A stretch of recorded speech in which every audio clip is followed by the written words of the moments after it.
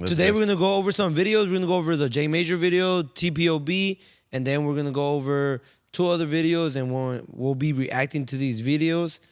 Let me put you on Trust the God that put that dream in your heart. You know the government's really a game. Things I appreciate most is what you guys do for the culture. I just got a positive vibe today, bro. I'm on my Cat Williams. Do I got to call out names right now? Do I got to call?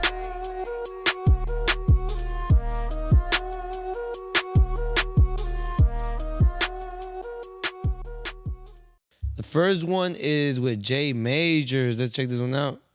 Listen, guys, I'm okay at cutting hair. I'm I'm not the best barber in the world. Yeah. But I'm a good businessman. I know barbers that could cut hair like, oh, he's the best barber. Oh, but he's late. He drops off his baby mama at Bank of America, comes to work, smelling like weed, wearing chancletas and Nike shorts.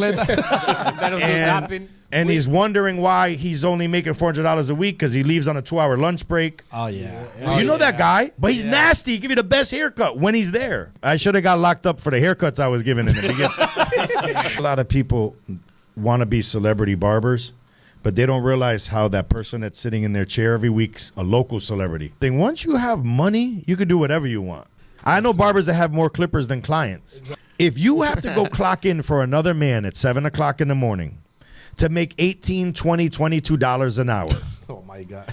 Here we go. You can't make it to the barber shop at 9 in the morning to possibly make $60, $70, $80 an hour. Yeah. Because you're not disciplined enough to be your own boss. Vitorino's a showman. Yes. Hey, Yeah. I like that. I like the guy in Spain. He's very talented too. Jose too, right? He's very talented. I've been to shows in Spain as well. I haven't met Jose. Damn, what's your thoughts on that, KO? Listen, guys, I'm okay at cutting hair. Crazy, bro. Cause he says like I'm okay at cutting hair. Like I'm not the best. I'm just a good businessman, and I could relate with that because I don't think I'm the best, bro. Like I put my work in every cut, but the reason why I'm more booked up is because I'm a businessman. Like I know how to respond to someone if they do a no-show. Yeah. I know how to treat someone if they're late. I know how to treat someone if they still haven't paid me, you know? Like how to send the proper message. Right. Like I learned how to do all those stuff too. And then the other thing he said, like, you clock into work at 7 a.m. for a 9-to-5 job, right? To make $22 an hour, but you won't clock in at 7 a.m. to make $60 at a bar as a barber, bro. And I always had that mentality. That's why Friday, Saturday, and Sunday, 7 a.m., like, bro, I'll be there, bro. Like, if you're going to pay me $60 for a haircut, I'll be there, you know? So what were your thoughts, though, on the remaining of the video? I think that he's speaking facts, bro. Like, he mentioned a lot about people getting there late, smelling like weed, coming in dressed in, you know, chanclas and whatever they want to wear. I just think that if you are charging premium price, you got to give premium quality service. And by service, I just don't mean haircut. Yeah, you know, it has to be all across the board. You know, I had this bad habit, bro, where I was on Sundays, I'll be like, it's my PJ day. So since I'm only going there from 7 a.m. to 12, I'll go in my PJs, bro. But then I would look at myself, bro, in the mirror, and I'll be like, what? This is weird, bro. How am I charging the client $50, $60 and I'm dressed like this, bro? Yeah. So then now I started switching it up. Like, I got to go dress well on Sundays also, you know?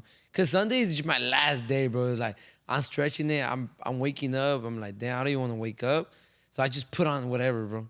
But then I started realizing, like, that's not good, bro. It's not good. So I got to go dressed up better even on Sundays. Yeah, you feel like barbershops should have dress code or not dress code, bro? I feel like they should, bro. They should. I think they just, like you said, are you charging premium price? Yes, bro. Yeah. Or what about if you have a nice barbershop and your barbers are dressed like shit, bro? Oh, what do you think? Because your shop is nice. Your shop is dope, bro. It's clean. I think for the most part, my barbers dress up to par. Okay. You know, there is rules like we can't have people wearing sandals and stuff. And then for the most part, as far as like dress code and stuff, it's pretty relaxed, you know. But then again, you know, you got to look clean and nice. Yeah, you know? correct. We have barbershop T-shirts. I actually just got some new shirts printed out. So they could wear that, huh? They could wear that. Yeah. That's way much easier, bro. Because some barbers will be like, man, I gotta buy a uniform. Like, why am I gotta buy a uniform just to go to work? I just think it's like having a good impression on anyone that was to come in into Yeah. the barbershop, and then just like you gotta match what you got. Correct. I did a class with Miguel. Miguel was like, hey, let's match. And I was like, oh, damn, bet. That's a good idea. And now that I was seeing the video and the photos, I like, bet, it looked hard when Yeah, it we looked matched fire. all black, you know? I'll tell you something that And then is new you'll give your reaction that I to would it. love your opinion on is this clipper down here. This black clipper right here. This is the TPOB play. Thoughts?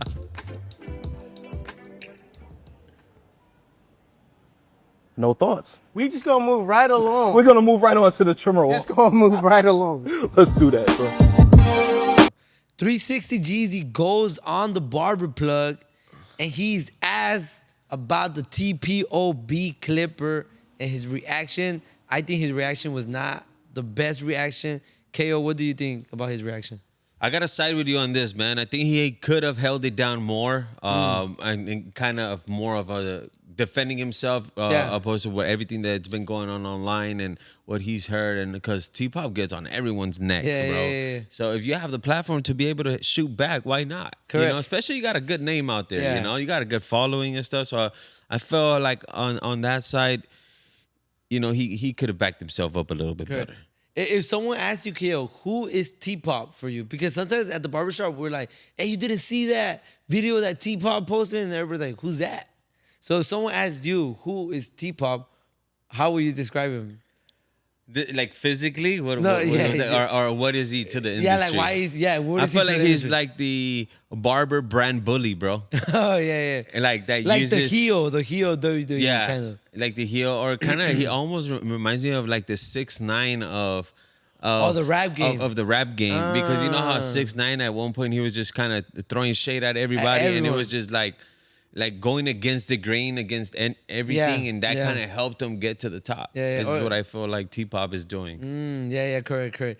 Oh, so my thoughts on that is just like, shout out though to the Barber Plug because for having that brand on his shelf, because I did notice, I have seen, now I don't know how true this is, but there's people that control the people who are leading in the industry who are telling other people like, hey, don't go and buy T-Pop. Hey, don't mess with this guy. If not, you're my enemy. So a shout out to the Barber Plug, because I know he's plugged up with everyone, and the fact that he's still selling the clipper, I think that says a lot about his personality. He's just a businessman, you know? Yeah. If it's selling, why am I not gonna sell it too? I was going online, right? I went to a store to try to get a trimmer. And I walked in and I was like, hey, how much is this trimmer? And it was a Gold FX Babyliss. She like 180. I'm like, damn. You know? And I was like, oh, okay, cool. And like, hey, how much is this one with the battery? Like, it was an FX one, but with the battery. He's like, this one's 210. I'm like, oh, damn, for sure. Like, damn. And like, hey, how much is this Gamma boosted? And he's like, 180. And I was just like, bro, last year I came in with $150 and I could get any trimmer. Like the Babyliss, how much is that? 150. Oh, how much is it? 150. How much is it? 160. So you know you lowball them, you could bring it down to 150. I didn't find any at that price, so I'm like, let me go online on Amazon. I searched trimmers, bro. The TPOB was coming out a lot, and I've been hearing a lot of reviews that they're good. Now, the one I was gonna get is almost like the Coco. It's shaped like the Coco, Yeah. but it's the TPO. Like the XO or something Yeah, like that? the TPOB, and it was $110, bro. And I didn't get it. But what I did notice is that T-Pop is, like, you look at the clipper and it says 200 was sold the last week, or 6,000 of these were sold the last month. And if you do the math, you're like, damn, people are buying these clippers and trimmers, bro. I don't know if you searched them up by any chance already. No, yeah, I've searched them up. We talk about them all the time at the barbershop. There's a few barbers that own some of those clippers. I've got an opportunity to use them, and I can't say I don't like them. You know, they do their job, but to me, I feel like I haven't got the opportunity to purchase one, and I just think it's because when I was going to barber school, those clippers was more like, they were known as the beginner clippers. The beginning clippers, yeah. So that's just something that stood with me. So I didn't want to use those clippers. I wanted something more for professional use. So now what I want to believe, bro, is that now these replicas, I think because the way technology is evolving and manufacturing is evolving, I'm thinking that these replicas are not that bad anymore. Yeah, they're not, five bro. years ago, you were to get a replica wall, replica aNDs, they will break down. Yeah. But now, because I was seeing the Dyson, bro, they have a replica of a Dyson on Amazon, $90. And everybody in the comments was like, bro, this works just like my Dyson. And Yeah. I was still skeptical of it. I was like, nah, I don't think so. But then I was like, you know what? I want to believe that technology has advanced so much now that these companies could manufacture something powerful at a low cost. What do you think? I think it's very possible, bro. I honestly think that a lot of them go to almost the same manufacturers. Correct. And it's just the power of having the licensing, of being able to put a name brand on something that's been around for 100 years or more. Yeah, correct. But can you only imagine a clipper company that's been going to the same manufacturer for the past 100 years? You know, like, are they staying behind or they're evolving? Yeah. You know, because a lot of things have changed. Technology hasn't been the same. You know, it's evolving almost every year. You know, as it goes by. You know, now we have AI. Now I'm sure there's going to be a clipper integrated to AI of some sort. But I think that these new replica clippers can definitely get the job done better than what they used to. Correct.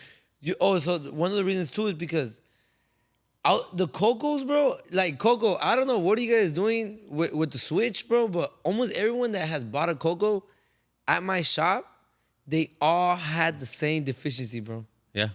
I don't know about you, right? Same shop. Same thing. Right now, there's I think 3 claims from my barber shop of their clippers. They're getting new ones. But this was it. Coco, you could send it back, bro, for free. Yeah. Now they're charging you $40 to send it back.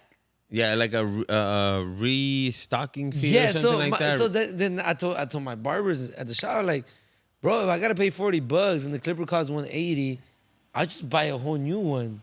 Yeah. I don't know. That was just my perspective, bro. So that's what kind of led me to go into seeing the TPOB and like, hey, let me see how much these cost, bro. Cause yeah, you know what I've been wanting to see the numbers for is the amount of, for example, we'll give this an example, right? How many TPOB machines are actually getting sent back for repairs? Yeah, compared to correct. like Cocos or Gammas or Babyliss. Correct. Mainly Stylecraft. You know, like a lot of the clippers that were blowing up and not working and stuff. You know, I recently had to do a claim with one of mine that just stopped working. Yeah, it would be cool to see those numbers. See the numbers, not just of the sales, because some people are really good at selling. Some products just sell by the way they look, because this is your favorite color and they have it in that lime green or whatever it is, right? They could sell. How many of them are going back though? Yeah. You know, and that would tell you. Because imagine T-Pop is selling a lot for that price, but half of them are going back because they don't work after a few months. Then that's where I would see who's on top and who's not. I agree. Yeah, correct. And then, you know, us barbers, bro, we get lazy. Like, you have to print out a label, package it up, and then go send it back, bro. And just, bro, I'm just buying a new one, bro. Yeah. That's how I think, you know. Let's move on to this next video. KO, this one. Atención, barbero, las capas se lavan. Ay, vale, qué Las capas se lavan, eso coge cicote. ¿Y qué es lo que cuántas capas tú tienes? Yo tengo un sinnúmero de capas. Hay Yo 9. tengo que tener la barbería. Espérate, dame decirte esto. Las capas cogen cicote. Ay, mi madre. El cliente lo siente eso. Por mal alcohol que usted le echa de olor. Miren. Llévela al otro y lávela, que el alcohol le puede matar una vainchita. 2 semanas con la capa y no la cambia. Con ese cicote, con ese alcohol que usted le echa. Hey, so in this video, shout out to Masca Barbero. In this video, he's saying, like, barbers, you need to wash your cape. Like, you need to wash it, bro. And I worked at so many shops, bro. Like, we'll use the same cape for like a whole month. I'm guilty of it. I used to do it, bro. Yeah. I wouldn't even notice I haven't switched the cape. And it'll smell, bro. It's this like smell like húmedo, talc, alcohol. Like, oh my God, it just smells so bad, bro. So there was a point in my career, Kale, every week I bought a cape. Every week for a whole year. So at the end of the year, I had like 70 capes, bro. So now I have all those 70 capes. Now I just switch them out every week. Boom, boom. I wash them once to tell you, ya se me están acabando. It's about to be finished. But I washed them last year, bro, and I still have one more bag of pure black capes, black level 3 ones. So hasta que se me acaban, then I gotta go back and wash all of them again. But I don't go more than 1 or 2 weeks switching my capa. Yeah, the way that we work it at the barber shop, the manager actually washes the capes once a week with the towels. So we have matching capes. And in the meantime, you know, obviously some of the barbers, they have their own capes. Yeah. But for the most part, we have the look of everyone having the same cape at the shop. So we switch those out every it's Mondays. On Mondays, everybody has a fresh washed cape, and in between time, you know, it's things happen. You know, the paint spilled on one, or you had a dirty kid or a sick person or something like that, and they dirtied the cape, and then you just happen to switch it off, and then you know you use your own. But we kind of have that mainly under control at the barber shop. Okay. As a matter of fact, right now we're actually getting new capes done by Headliners. Headliners? Oh, yeah. okay. So Cool. shout out to Headliners, man. They're working on some designs for us, and I'm excited for that. You know, but it's good. It's good to have multiple capes. Do you prefer to have matching capes all the time, or does it matter as a shop owner? Yeah, preferably, yeah. Preferably, dope. yeah. It looks It looks nice. It looks uniform, and especially if if the capes are clean, you know that if you're using your own capes, you know that you don't know if that barber is actually changing the cape around or switching it, or washing it or not, or whatnot. But if you have your own capes and you know that the person washing the capes and washing the towels are washing it all the time, once a week at least, you have that peace of mind that you're at least 3 days out of the week, they're gonna have clean capes. That's like you know? I think that's the main way that will work. Yeah. Like that you have someone washing the capes for everyone. You know, for they could always be matching, bro. I gone to shops where all of them are matching. Or me and my shop, there was a point where we were matching all the level 3 ones, and then we were matching like undefeated. Like it looks dope. The client sees it too, you know? The client sees it too. Let's do this last one right here. I've seen too many barbers who think that. So the 180 cut, he's like a barber coach. He only did barbering for 4 years, bro. So he did barbering for 4 years. I guess he built up his clientele. He made a lot good income, and then he just went straight into coaching, bro. So he just coaches barbers, from his garage. I see that that's like a new career within the barber industry under that umbrella that's opening up a lot, that a lot of people are after. How do you feel about that, bro? Like I see a lot of, at first it was like Deluxe and a few other ones, like Chris Basio, like the mentorship programs and stuff like that. Now it's like numerous amount that are great. Yeah, well, since I started my personal development journey, bro, in like 2016, I was already listening to life coaches. I was listening to M.I. Led, to Brendan Burchard. Now I listen to like Alex Hormozy. They do life coaching, so life coaching is not new, bro. It's pretty old. Like right. The life coaching is, but you know that there's there's people paving the way now for barber coaching. You know, like where when I started school, there wasn't really any barber coaching or anything like that. So what I was trying to tell you so it already existed. I seen the level of coaching these people do. Now you compare it to the level of coaching the barbers do.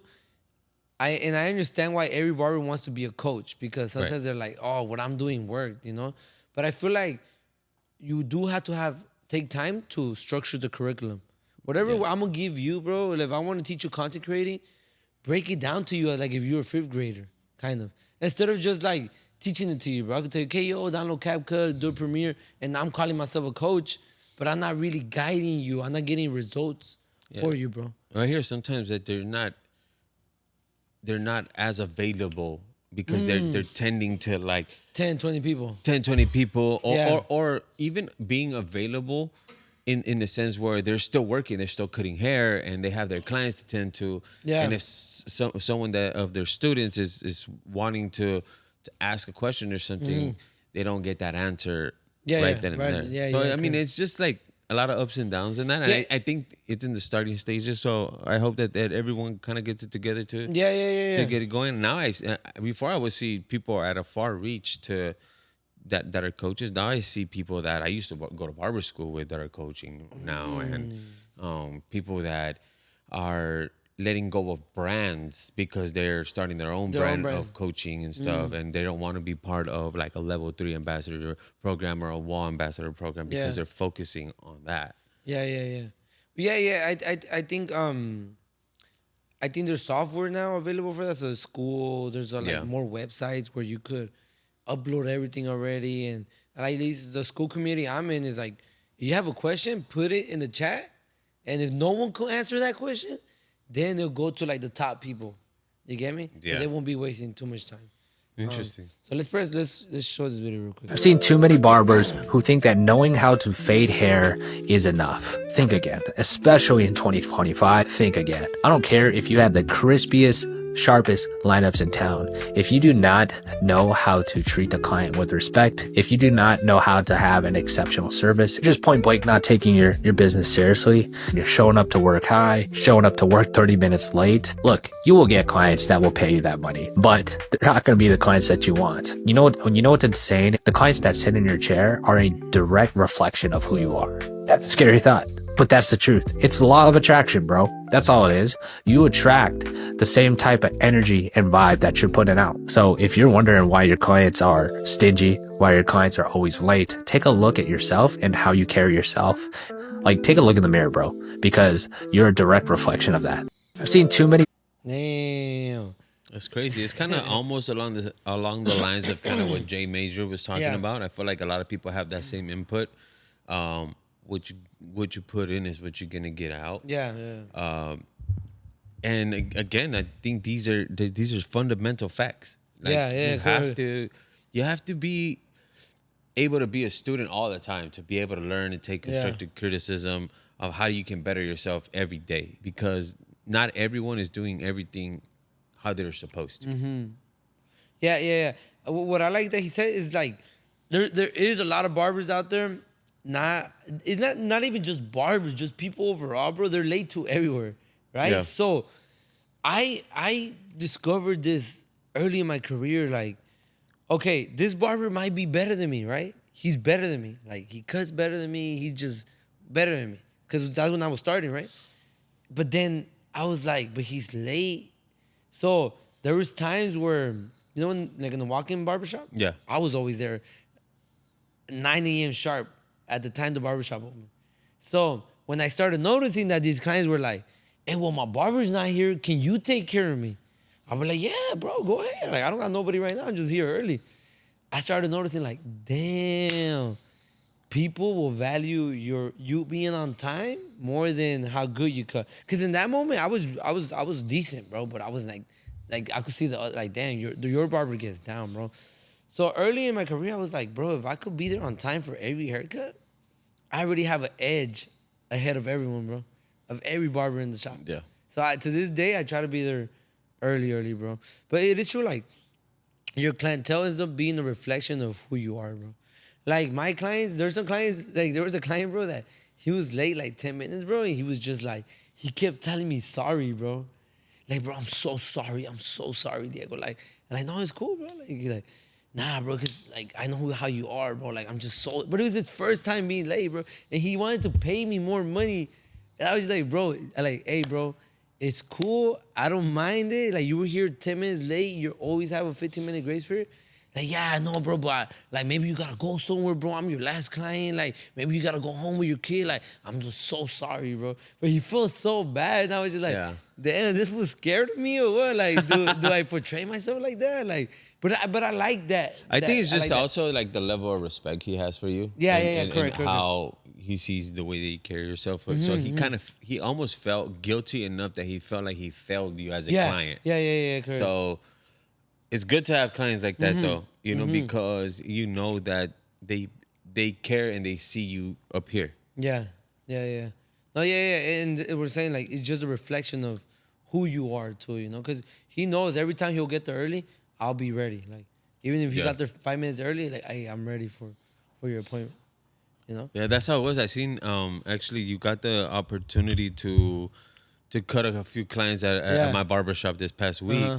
And I seen the way you were working and how your clients, they were literally there back to back to back on time. On and time. and as soon as I don't think a client was waiting more than like 2 or 3 minutes, bro, Correct. before you finished that client and got him on the chair. Yeah, yeah. So that's something that I learned from you, that I seen that it was like the client was there and you were pretty much done. What the other one? Not like, oh, I still got to do his beard. Yeah, You know, yeah. and I see that happens a lot, Yeah, you know, yeah, at yeah. different shops and stuff like that. But that also, I know that also comes with being in the game for a few years. Correct, You know, correct. in the first couple of years, I'm sure you were backed up 10, Oh, 15, yeah, maybe yeah, even no. 30 minutes. Yeah.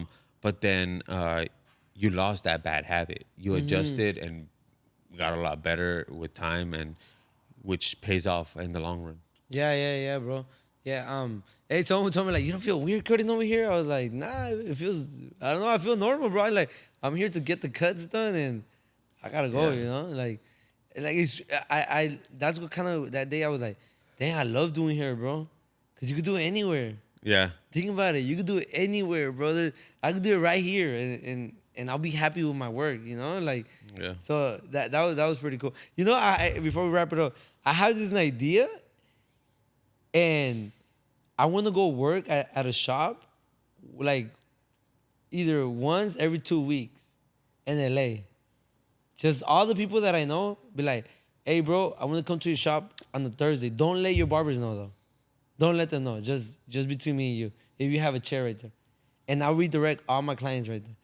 Why? Because I want to see other barbers. Like, I want to set the standard for other barbers. Yeah, like be an example. Like, Be an example, because they're going to be like, oh, Diego's here today. Like, what? Like, that's crazy, you know? And then they're going to see that, yeah, I am talking, I am joking around, but I'm getting my work done. My appointments are on time. How I greet people, how I say bye to people.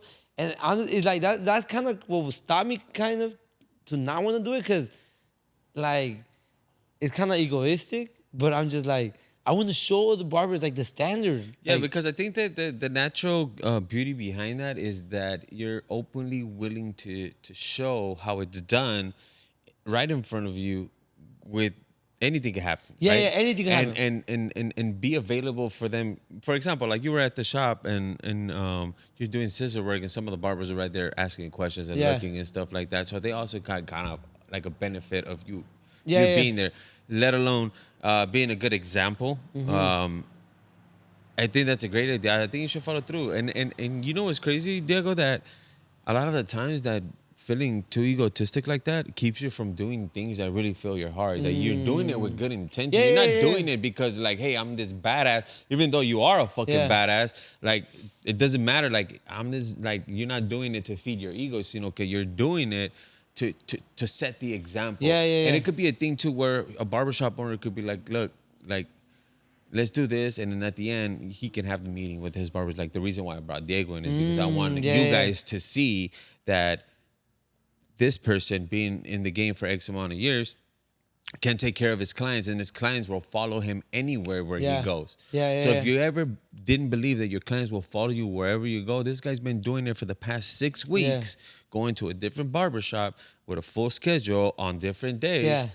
So that goes to show and prove to you that if he can do it, you can do it. Yeah. You know, so it could be more of a beneficial thing opposed to being like, Yeah. what the fuck? Yeah, Like, that's why the is whole this- goal. That's the what whole does goal. he think? You know, Yeah, that he can yeah. just go into a barbershop and And do cut. that. Like, it's not, and it's crazy and it sucks that a lot of barbers will have that type of mentality. Yeah. But that's what I would do, a Saturday or a Friday or Thursday. Yeah. Because I also want to show them that how I cut from 7 a.m. to 8 p.m. and how I'm not late. I'm probably late like 2 minutes to every point. I still bring my own lunch. I drink my water. Like everything that I preach, like, hey, don't waste money outside. Like I do it. I do it. Like that day, Jess was like, oh, you brought like, shit, what you got right there? Like, oh, my lunch. She's like, oh, that's cool. But I know, like, even some people are like, damn, this fool brings his own lunch. Like, that's crazy. Like, most barbers go out and eat. You know? Yeah. Me is like, no, I'm gonna bring my own lunch, my own juice, my 2 water bottles. Like, yeah, if I have to waste anything extra, then I'll waste it. I'll buy the Red Bull and the water. But yeah, basically, I want to go on a busy day, bro, to a shop and just be there my Friday, for the barber's gonna be like, oh damn, I don't need a break. Like all you need is a 10-minute break, bro. Like I want to set a standard for like barbers in LA. Just that. That would be dope. Imagine like it just catches like a trend. That could be like a new trend that comes up with that. It's just like, because I'm sure you're not the only one that does that. There's a few barbers that I know that are not late and they're fully booked, and they and you know they bring their charisma and everything. The you know, energy with to the the room. energy to the room. Yeah. So I believe it's a great idea. You should execute it and hope that everything goes out. I'm gonna see. I gotta find the barbershop. You know, but it's crazy how como nacen las cosas. You know? Like you tried it at our shop and it's just like, wait, what? Because like everything that just opened something bro, up. everything just felt natural. Yeah. I don't know. Like I didn't feel like, oh, I don't belong here. Like, oh, am I gonna be shy? Like, oh, I don't know these barbers. Like everything was just. I feel like I was at my shop. Yeah. Literally. That's how I felt, bro. Yeah, I'm glad you felt like that, bro. Yeah, it was dope. That's how we try to make everybody feel. Yeah, it was dope. It was dope. Like even though clients were like, bro, if it feels normal, like I play the same music. You know what's crazy is that what I realized from some of your clients, they were saying things like they realized the aromatherapy, like what is that smell in here, that type of stuff, or they or when you always offer them a water or water or something like that, and they were like. Or just being able to come and park, you know. So you start seeing things that I'm sure you realized a few things that you were like, wait, what? Like maybe I should do this at the shop that I'm at, you know, or something like that. Yeah, You can always learn. You can always learn. learn. Absolutely, man. From like everywhere you go. I learn every day of any single thing that I get myself into and stuff. Yeah. You know, but yeah, man, it's been great. The podcast is going great. I like that we're doing a lot more of this. Yeah. Like. News update and stuff to all our DTB fam out there. But I'm excited for the next guest that we're gonna have. Oh, the next guest is Divine Hustle, nonprofit. I think we're gonna have the dad and the daughter. Okay. Yeah. So, I met them before. That's I have a connection with them from way back, a few years back and stuff. So it's gonna be awesome to talk to them and just catch up and let everyone know how everything. Because they do a lot of community work, bro, and I always wanted to do a lot of community work. Yeah. And I want to see how they do it, how they team up. Well, they actually have like an actual nonprofit. So I always wanted to do that. Like, how do you register? Yeah, I've worked with Divine Hustles for about, I think, like going on 3 years already for different things, back to school haircuts, just multiple different things, reading to the kids, different things that she's spoke to me about and stuff. So she's real cool people. So I'm excited to have her on and get more in depth about conversating different things, bro. Correct. Thank you for being here today. This was the DTB podcast. Stay tuned for the next episode every week.